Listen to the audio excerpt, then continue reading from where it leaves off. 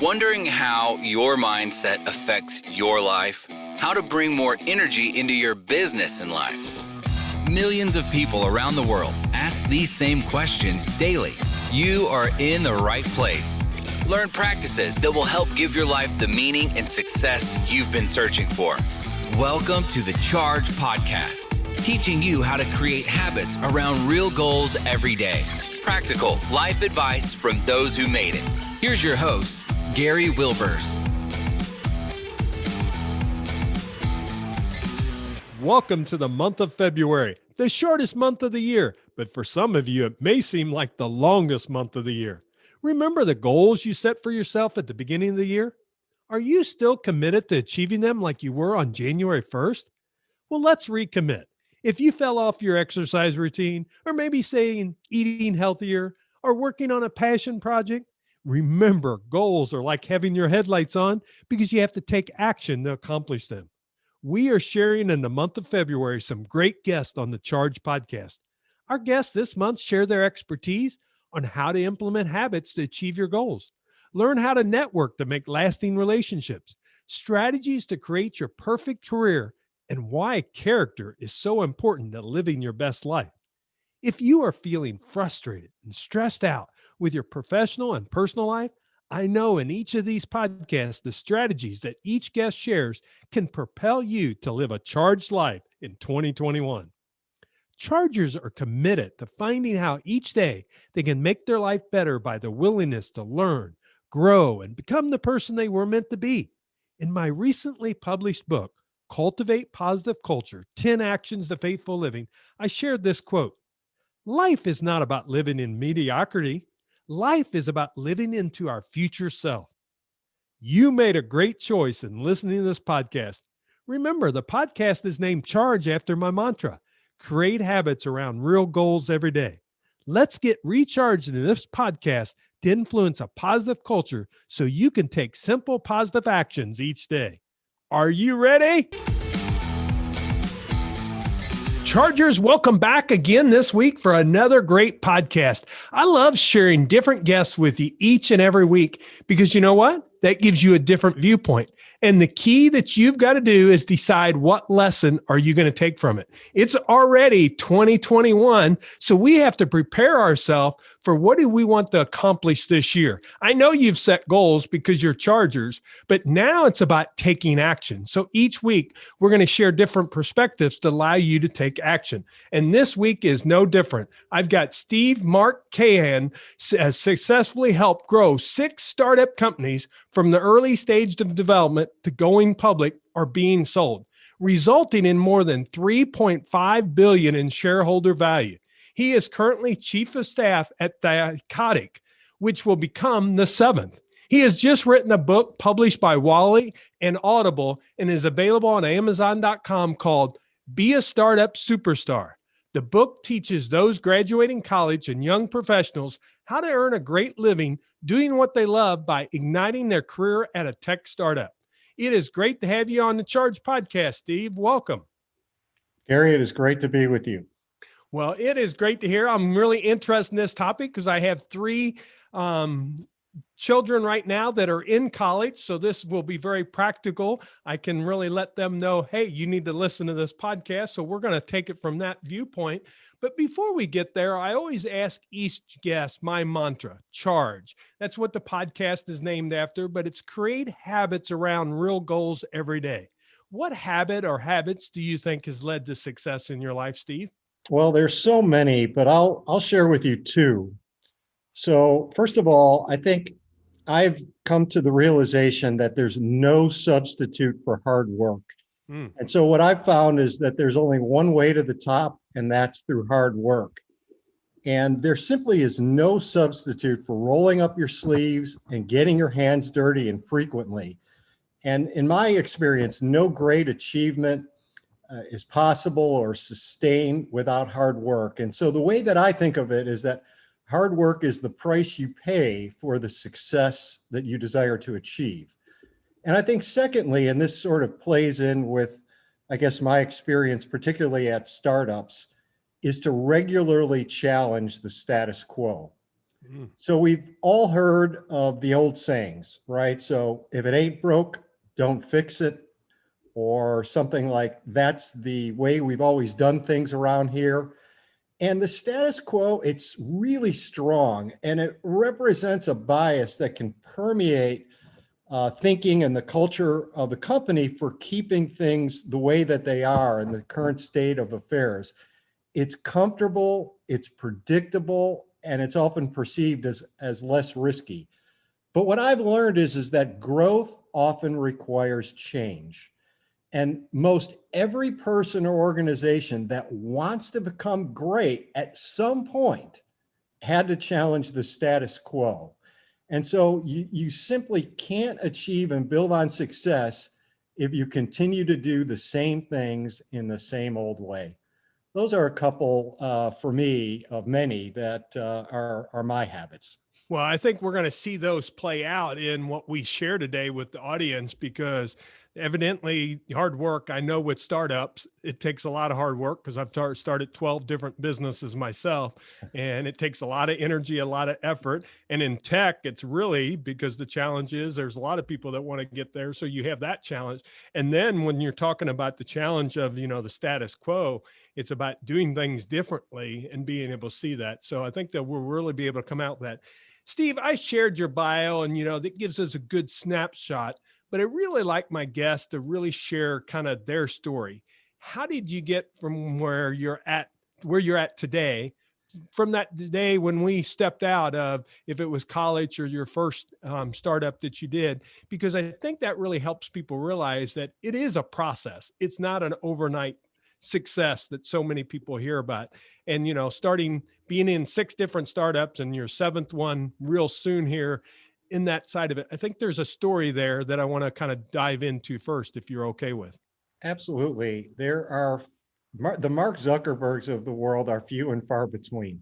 And so if you take a step back, what I found was that the traditional path from school to climbing the corporate ladder could not only be high risk for my career, it almost felt like a death trap.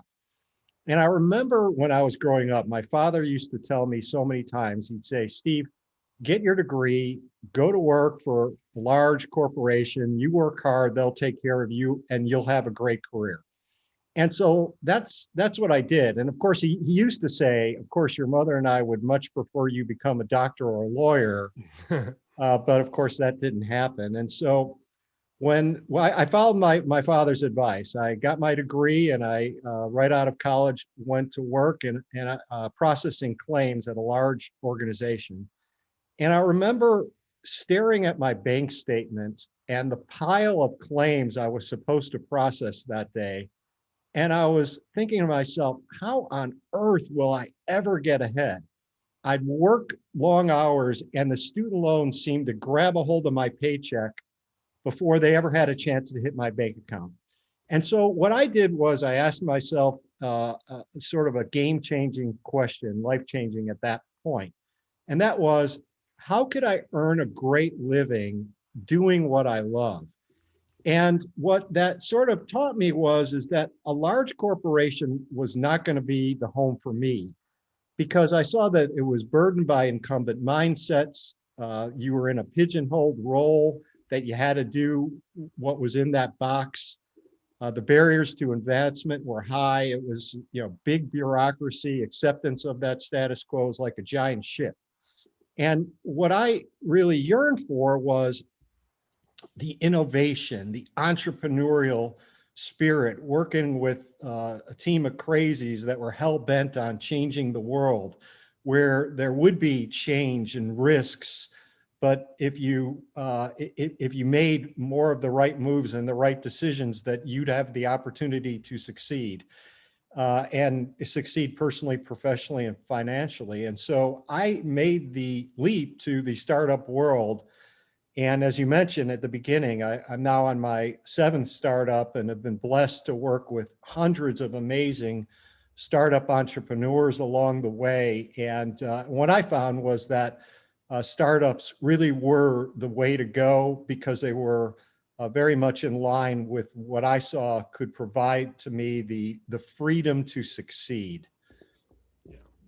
Yeah, what a great way to set us up. And with it being early in 2021, I know there's Chargers sitting there that they want to make a change and they could be in a career now, but they're afraid to. So I'm going to kind of start off with is maybe can you share that first experience of your first startup? Because evidently there was, like you said, there was the financial freedom that you got, but there was also the capability that you kind of caught a bug, it seems like, but a good bug in a good way. Yeah, it was a good bug. And my first move, I made all the mistakes in the world, right? And so what I'd like to share with your listeners is what, as a result now of being with my seventh startup, and by the way, Thycotic in 4 years has gone from 5 million to this year will be over 100 million. Wow. And so that's the type of growth that I've been a part of many times.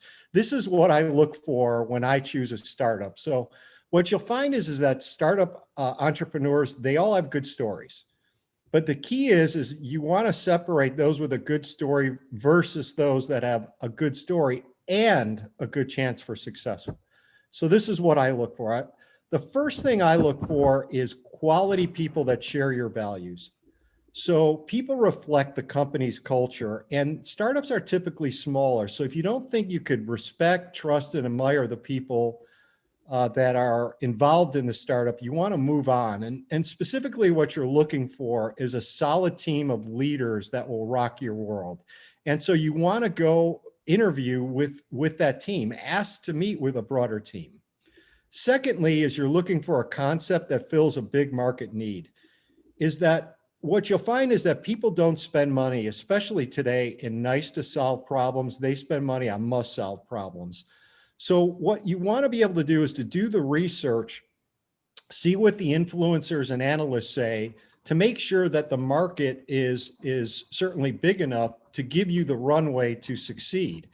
And if you see there's a lot of competition, don't worry about that. If you see there's like no competition, worry. Yeah. Because there's probably not a market. Third thing I look for, I'll give you four, there's several, is a great product that you believe in. And so what you want to do is you want to see, does this product or service resonate with you, right? Do you believe in it? Would you purchase it, recommend it, or use it? Ask to meet with some of the company's customers, right? Find out why they have purchased, like what do they like about the product or service? And you'll find that companies will allow you to do that. Or, perhaps you'll sit in on a sales call or something like that where they're calling a customer. And so, you're going to be working many hours. And so you want to have passion for the products and what that company creates and your role in creating it. So if you can't get behind it with enthusiasm, move on. And finally, that the startup is well funded. So you want to choose a startup that has long enough runway to get off the ground. And so what you want to make sure is that the company is properly capitalized so that you have the best chance for growth and stability. If you look for a company that checks all of those boxes and maybe don't try to get the lucky route that I took in my first startup experience, you'll have a much better chance of picking a winner. Wow. What a great roadmap. And for someone that's really out there thinking, what do I do? Right there, he's given you, making sure you're working with quality people. And I love how you say sharing your own values, and making sure it serves a big market, because some people think, well, when they're creating the first market ever, well, there's a lot of challenges that come with that because the market has to be accepting. You may think it's a great product, but the market still has to accept it. And sometimes for startups, it creates the challenge that you said is funding because it's a long runway and they only got a short runway of cash that's available there. So that is some great information. I think what we'll do though is go from there because you talked really about what for them to look at in a startup, but then it really comes to me. I think you look at what skills, interests, and experiences make for a standout candidate at a startup, now turning the tables a little bit. Yeah, for sure.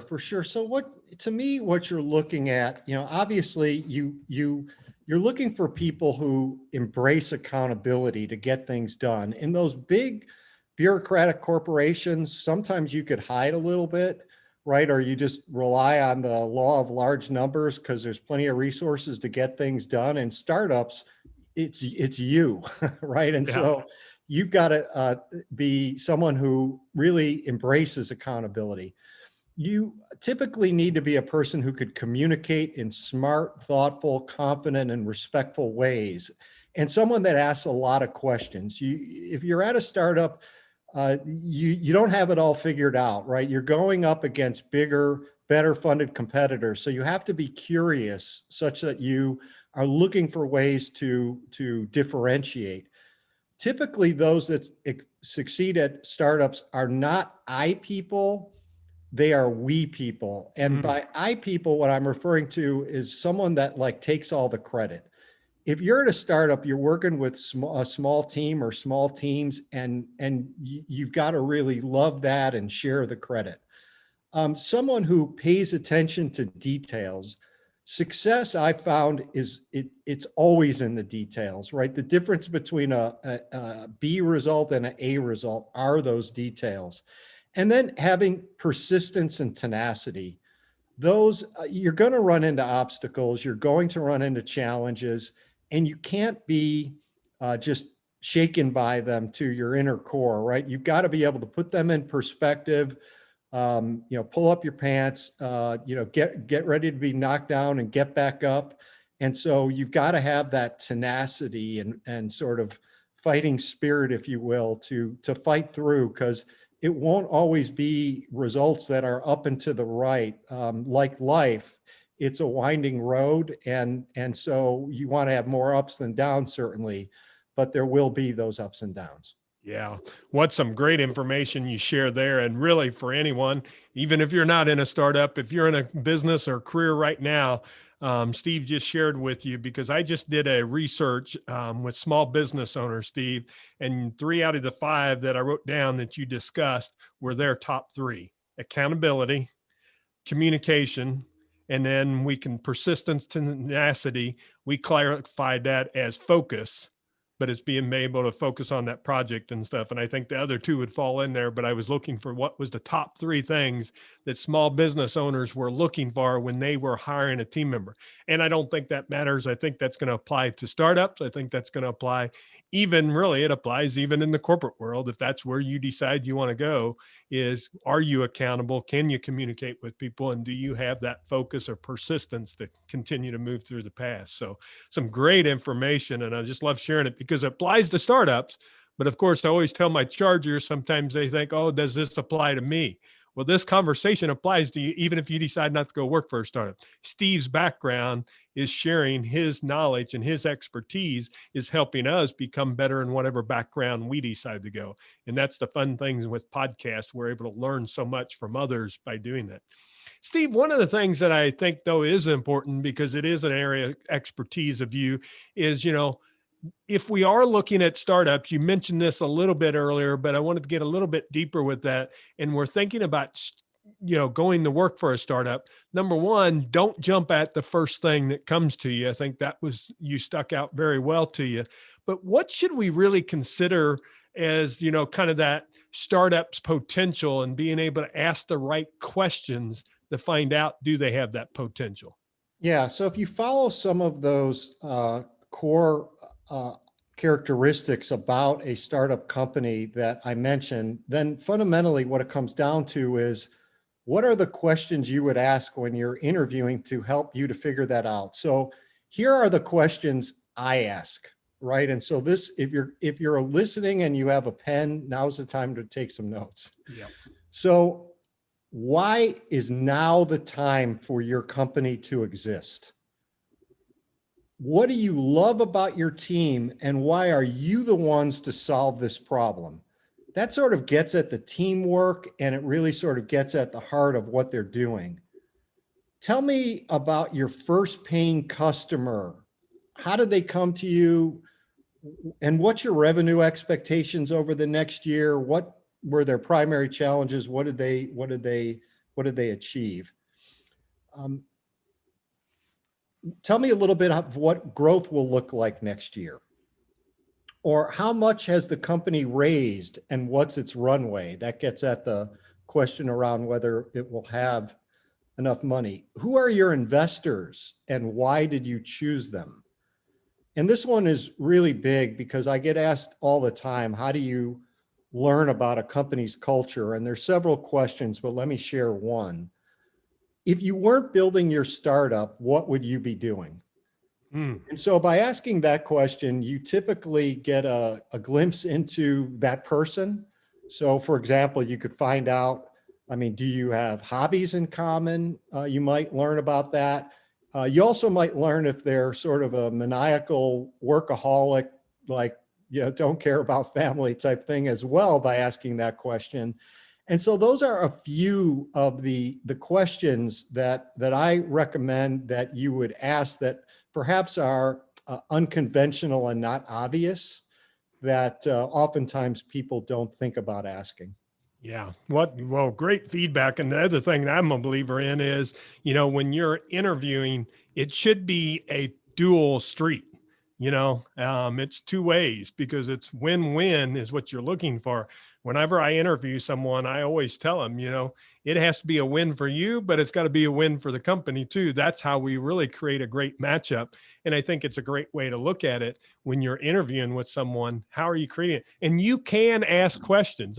So many candidates are so afraid to ask questions. Well, you need to ask questions because that shows your interest level. And I meet with so many MBA students on campuses around the country, and you would think that, and these are some of the best and brightest of the bunch at top tier universities, and like they're afraid to ask the questions. It's unbelievable, right? And so don't be, right? Actually, you will differentiate yourself if you ask good, smart questions. Yeah, exactly. Well, I think a good thing is we've talked a lot of great things. Can you maybe share a story that will really help our listeners understand what it's like inside a high flying startup and really what makes them so special and what attracted you to them? Well, I remember when I worked with one cybersecurity company, and the CEO organized a meeting when I first started with the company's leadership where I'd learn about the big challenges facing the company. And they went around the room with the rest of the leaders, and I learned about these big challenges that my new team and I would be responsible for solving. And these challenges would ultimately determine the fate of the company if we were able to solve them. And so I took good notes, asked a lot of questions, went back, and my new small team and I went to work. And I'll never forget how they stepped up when I got them focused around the new plan that we needed to build, the amazing creativity and enthusiasm that this team brought to the table every day. And what we did was we delivered a new plan for the company in less than 90 days that really changed the game to put our bigger competitors into positions that they couldn't defend. We learned how to really uniquely differentiate ourselves and how to deliver more value by focusing on a very specific use case that was really not focused in on previously, that was a big challenge for our target customers. And the new team, the organization, small, got aligned, and they were just amazingly pumped and excited, and then believed we could go and change the world. And so the delivery of that new plan set the company on a new course.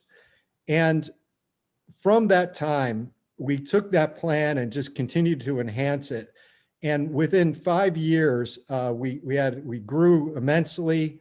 We ultimately had a successful exit. And now what's so special about it is that 18 years after the company has successfully exited, this is 18 years, that people from around the world still get together and they descend on Houston, Texas at annual reunion parties where like 3/4 of the company shows up every year. And all we could do is reminisce when we get together how awesome it was to be part of something so special. We learned so much and we created bonds that will last the rest of our lives. That's just one of many experiences of what I found what it can be like. Yeah. And I'm sure during that time, like you said, the adrenaline and, the teamwork that came out of that. I mean, that's the reason they still get together for the reunions, is because it's a feeling, to be quite honest, it's hard to replicate that in other places.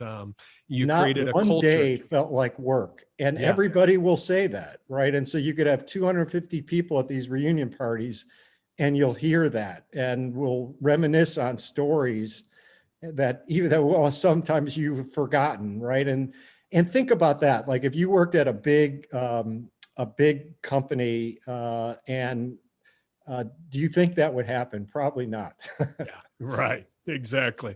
Well, one of the challenges sometimes that can happen with startups, I know as I was an entrepreneur and starting up companies, that can really happen is it requires long hours. So how does a person succeed without burning out, or making sure that they have a work-life balance? Because otherwise it can be all work, no play, of course, makes for a really challenged individual, because that's going to challenge home life and relationships and other areas in that area. So what would you say to someone to really protect themselves from that? It's the number one reason why people are afraid of startups. Mm, Right. And so what they're concerned about, and rightfully so, is that it's 24/7, it's all on, and people don't want to be all on. They want to have a better sense of balance. And so here's what I've learned, right? And so there could be a lot of vague advice that you might read about or you might hear, but I'm going to give a specific to do if that is something that someone is concerned about. So what and I didn't start out this way. I was the workaholic, right? So this is like learning. yeah, exactly. So what I learned is that what you have to do is you have to protect your calendar. And so you typically won't hear this from a technology startup executive, but you have to learn how to defend your calendar. And it's a finite resource. Once you lose it, you're not going to get it back. And it means you have to exercise extreme care on managing your time. So right now, if some of your listeners could open up their calendar, take a look at it, and open it up, take a look at the rest of the current week, the rest of next week, and see how many meetings you have scheduled with yourself.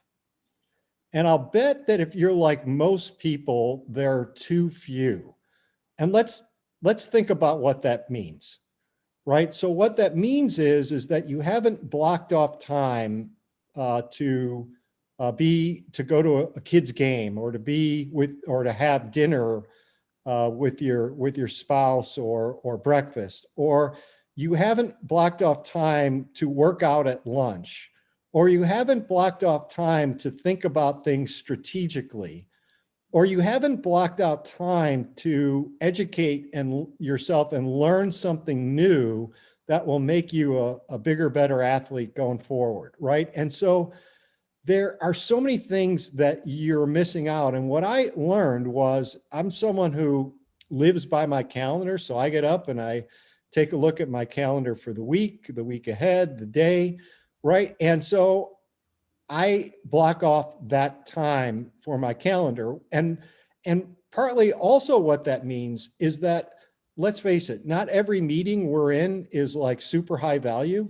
So it also means that you're not going to necessarily get scheduled into some soul-sucking meeting that really didn't offer lots of value for the person who scheduled it or yourself.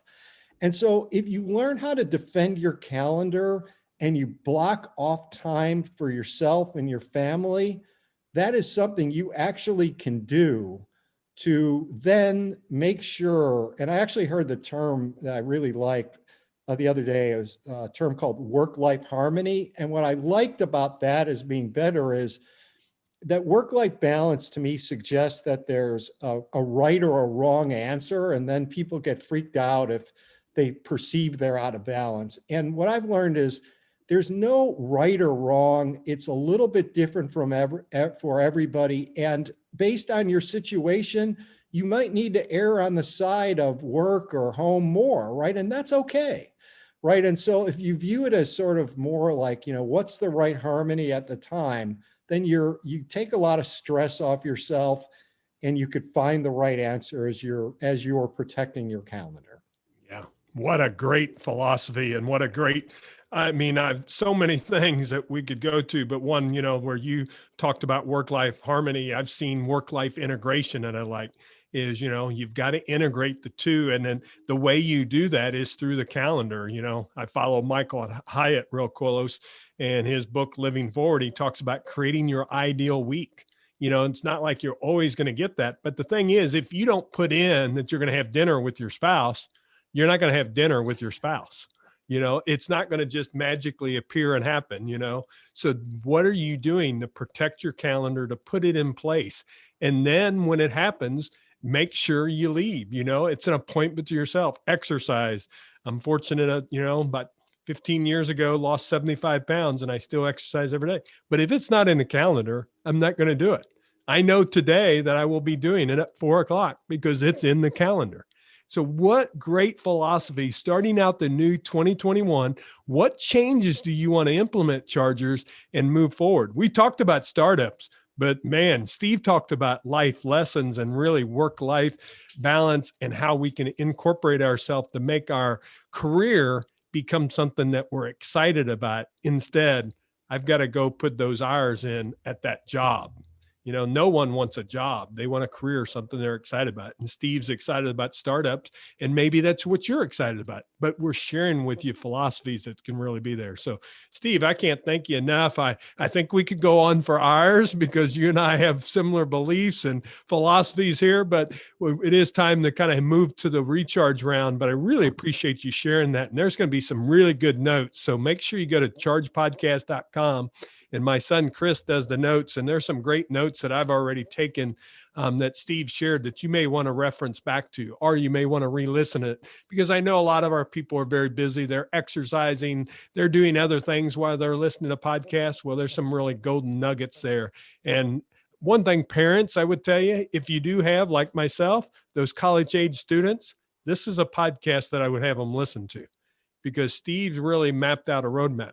And what better way than someone that's got that experience? So, Steve, I really appreciate you sharing that. You okay if we move to the recharge round? Let's do it.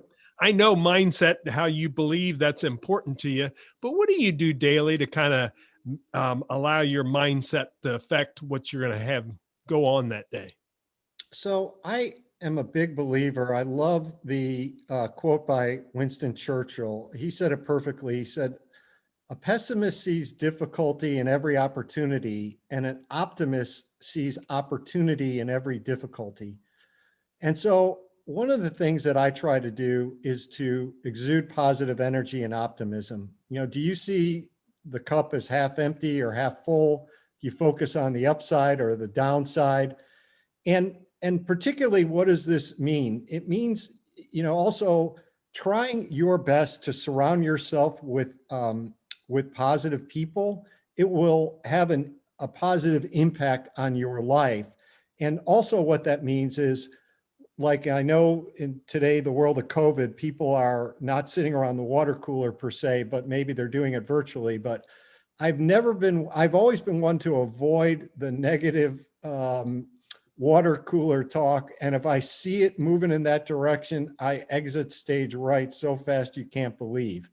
Right. And so I think that one of the biggest things you can control, is to be more fun, more resilient, put negative events into perspective, avoid negative people. They'll drain you. I'm not talking about being Pollyanna, but optimism is contagious. Yeah, that's so true. And take the challenge, just one day, 24 hours, just try to be totally positive. Take that challenge to yourself. You have to watch your words. You have to watch what you say. You have to watch what you take in. We get way too many negative. And if you allow that to drive you, that's going to drive you. And that's the key starting out 2021. If you want to make that change, you got a choice to decide to make that. What do you do daily to bring energy in your life, Steve?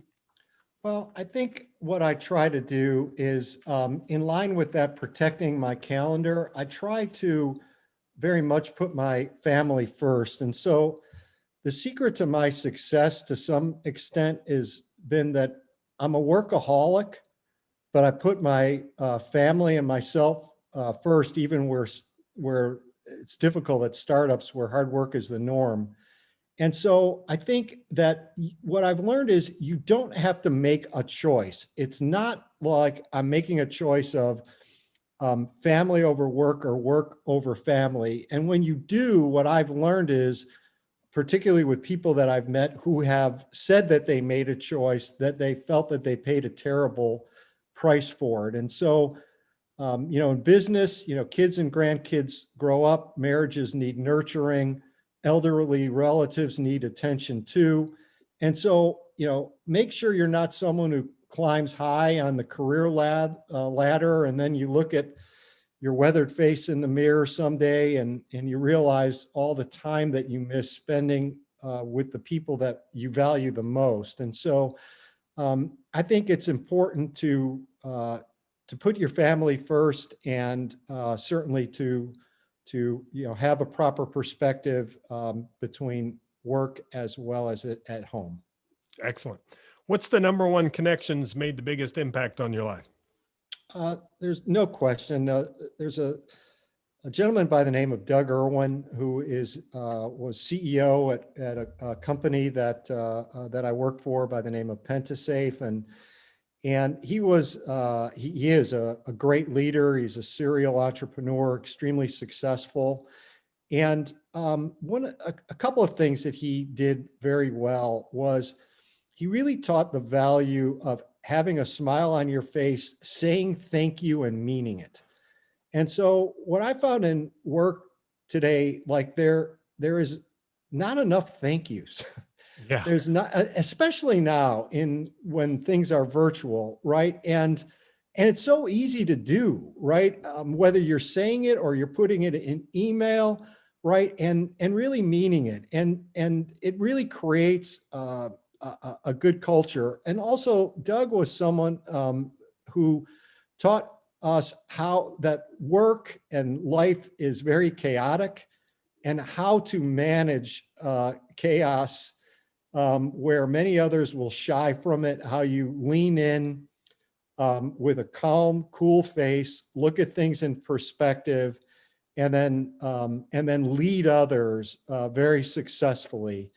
And for example, a business I was in, we had a data center explode where we had a lot of businesses on those servers, and we thought we could have been out of business. Turns out, after all the management team got together, through Doug's leadership, we actually came out stronger.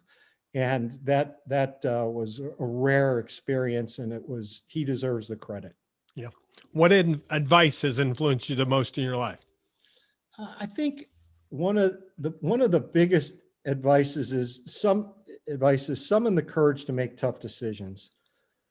I mean, are you daring enough to make the call? Do you have the guts to make an unpopular decision? Strong leaders are able to quickly assess and decide when others stand idle. And many people fear making the wrong decision, because the reason for that is most decisions are not cut and dried. The world exists in shades of gray. They're not clear and black and white. And so the most difficult part of making decisions oftentimes is having the courage to know that you might be wrong when the outcome is unclear, but deciding anyways.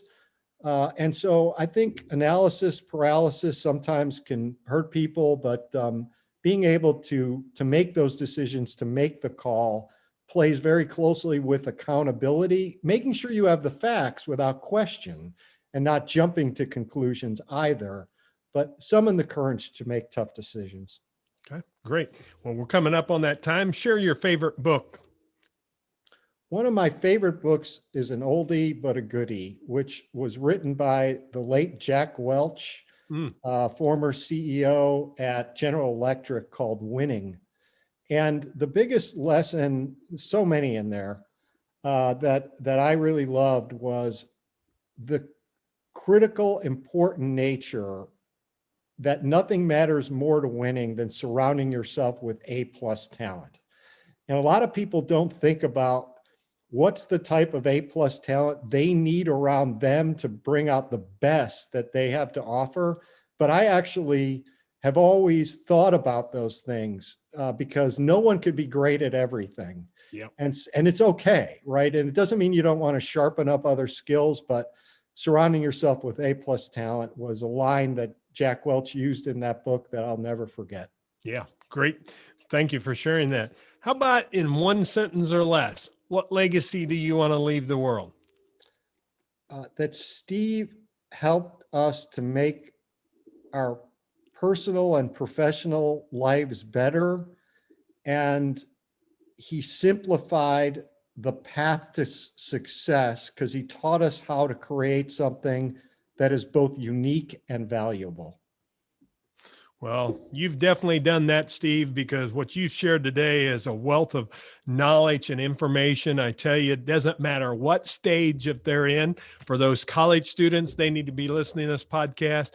But someone that's in their mid-30s and wondering, well, is this the career I'm going to stick with? Is this what I want to do? There's nuggets to take. For someone that you're later in that life and you're kind of maybe tired of where you're at, well, now's the time that you can decide if you want to make that change. Remember, a charger is about creating habits around real goals every day. So create some habits to decide what goals you want to have that allow you to achieve that. And Steve, we can't thank you enough for being on the Charge podcast. Gary, thank you for having me. Share with them if they'd like to, I know you've got your book out, if they'd like to check out the book and how they could kind of touch base with you. Sure. So you could contact me through my book's website, which is beastartupsuperstar.com. Okay. And we'll have that in show notes at chargepodcast.com. So, but be a startup superstar.com. Great book to check out that Steve's got out on the market. Please do that. Steve, thank you again for joining us. And chargers, if you're not charged up now, something's wrong. So go back and either re-listen or go look at the show notes at chargepodcast.com and decide what action are you going to take from what you heard. It's great to hear information, but the key is, what is the action to move forward? And I think that would be, Steve would get the most satisfaction from that, where you should take something from what he shared with us and take action on it. Chargers, we'll be back next week with another great guest. Come join us. And please like and share our podcast so we keep growing our audience. Make it a great day.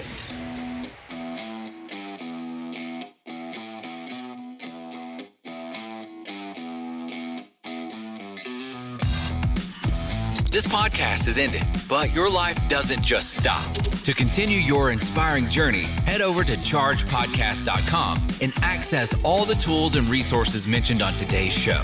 If you enjoyed this episode, consider sharing with somebody who may also benefit from the advice provided. That's chargepodcast.com. Until next time, charge in business and life.